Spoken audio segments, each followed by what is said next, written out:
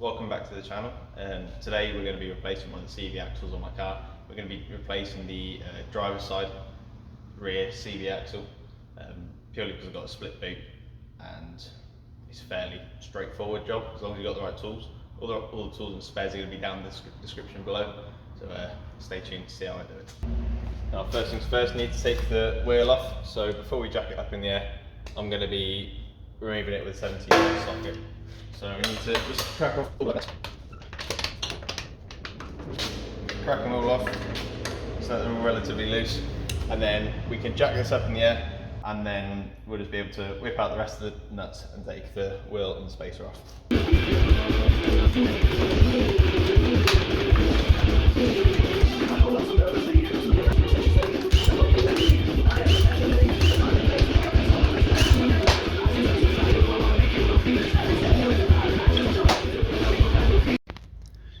Now what we're looking at is, this is the end of our CV boot, or our drive shaft. Now if we look underneath the car, this is the drive shaft, and we've got 6 screws that we need to take out to that end.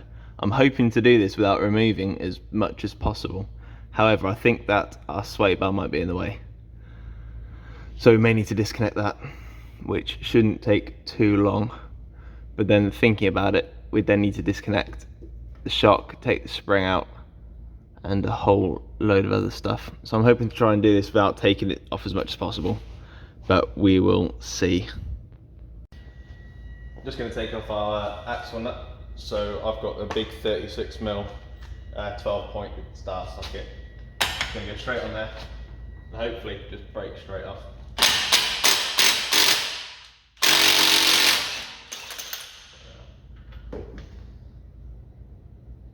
There's the nut off. Now this should, in theory, come out the back, but then again we don't have anything to play with because all this is in here solid. So we need to disconnect a few more other things before we can start moving this about. Alright, so we're underneath the car with that E12 bit. I'm just going to crack these bolts off. To hold the wheel in place, or to stop the whole rotation assembly from rotating, I'm just using the handbrake. I've just gone ahead off camera and removed all 6 of these bolts in situ. I didn't actually need to move the drive shaft around. It just managed to get access to all 6 of them, so they're all removed. They're just sitting on the side, just there. Now what I'm going to do is disconnect the sway bar from either end. I believe it's a 13mm socket, but I will confirm and probably record this bit. And then we're going to disconnect the lower control arm. And hopefully that should give us enough play just to move the bottom end of the trailing arm out so we can get the drive shaft out. The top of our sway bar is located just here. We've got a 17mm nut or bolt on top, and I like to just get an offset spanner on it, and that actually holds it quite nicely. So I get a 17mm on the top and then the 30mm on the bottom, and we're just going to take, if I can get back in focus, just going to take them back off. See, hopefully the sway bar here is now free to move about. Let's go underneath the car. Ooh, polymer subframe. So what I'm thinking of doing now is, this is getting caught on both the lower control arms. So what I'm thinking is just disconnecting the lower control arm off each side. And then off this side only, the side that we're removing, I'm going to disconnect the shock and take the spring out. Be careful when taking your spring out, purely because as soon as you disconnect the shock, this whole assembly is going to drop down, and it's going to drop down fast. So you need to get some sort of support under here, like a jack, and then disconnect the bolt and then slowly lower it down. And then the spring should just pull out from going outwards. Alright, so we've whipped out our 18mm bolt. So now the shock is free. The whole assembly has dropped down, as I said. And now, the spring should just pull straight out. So now we've got no tension on this upper area. Springs out completely. And now all I'm thinking of doing, just disconnecting our lower control arm, which is another 218 with 18mm socket on one side, 18mm spanner on the other, and then that should give us enough so we can pull this full assembly back and then get our drive shaft out. Right, lower control arm's been disconnected from this, from the passenger side. Just come around to the other side. We've had a complete collapse.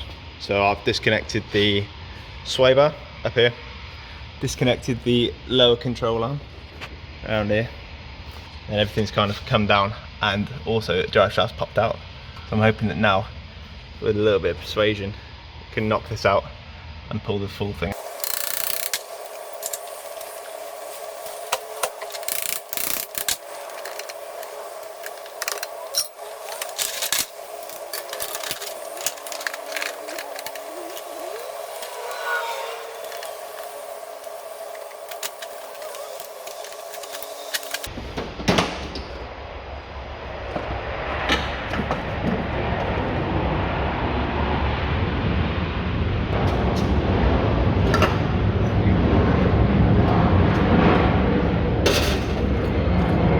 Right, here are my new drive shafts side by side.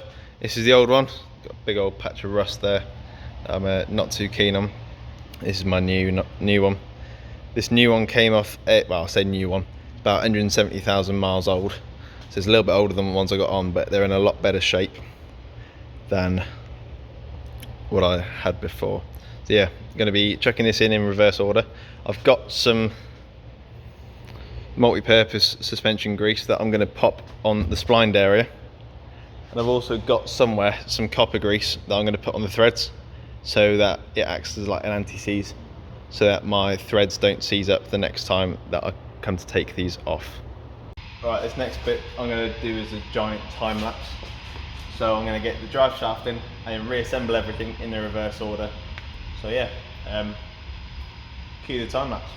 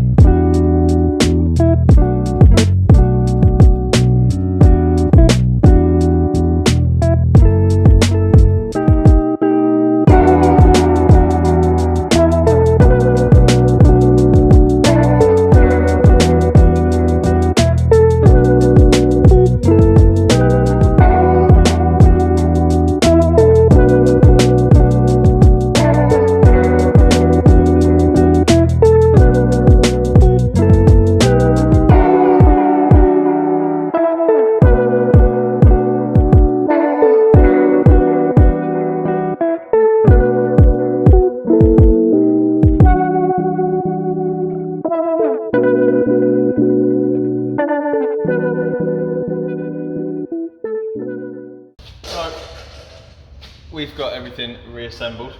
Now it's time to torque everything up to spec.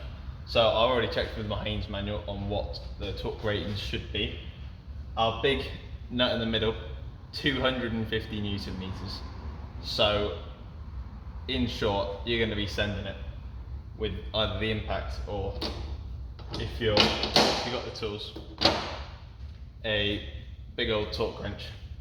Then the rest of the suspension components, apart from the sway bar, or your anti-roll bar, they are 100 Newton meters. So I'll be torquing the lower control arm at this end, the bottom of the shock, and yeah, just those two, up to 100 Newton meters. And then we're going to be torquing the other end of the drive shaft on the diff end. Each of those 6 bolts, I believe, are about 50 Newton meters. So I'm just going to run them down and then give them a good nip, or I'll torque it properly. So I'll chuck my handbrake on for a little bit more.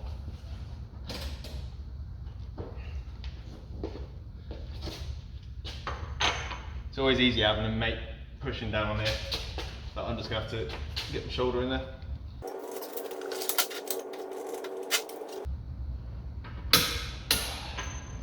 There we go. Next, we can do our control arms. So lower control arm will get done, and our shock absorber.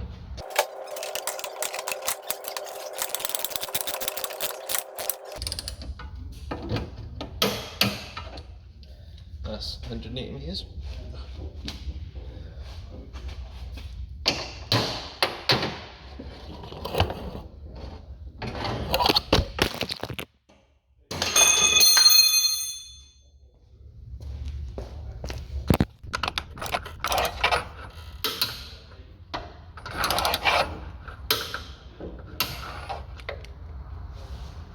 Okay, we have torqued up the axle nuts. Where are we? These boys, to 50 Newton meters or 50 foot-pound. I think it's foot-pound, but yeah, those boys are tight. I've got the wheel back on the other side because all of that side is wrapped up. Now all that left to do is, all that's left to do now, smash the spacer on and get the wheel back on.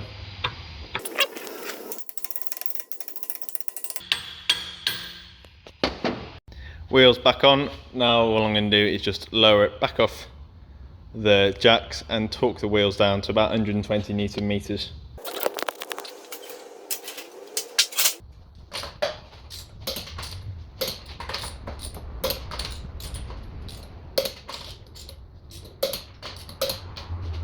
And thank you for watching the video. I hope this was useful to somebody. Our drive shaft is back in the car and I'm about to go take it for a test drive now to make sure everything is okay.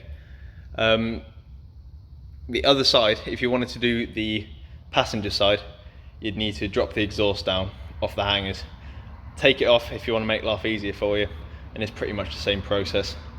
If you really wanted to make your life a little bit harder, then you could take the trailing arm completely off. I didn't do that today because I didn't need to, but that is always an option. So I hope you found this useful. Please do not forget to like, subscribe and all the good stuff, and we'll see you in the next video.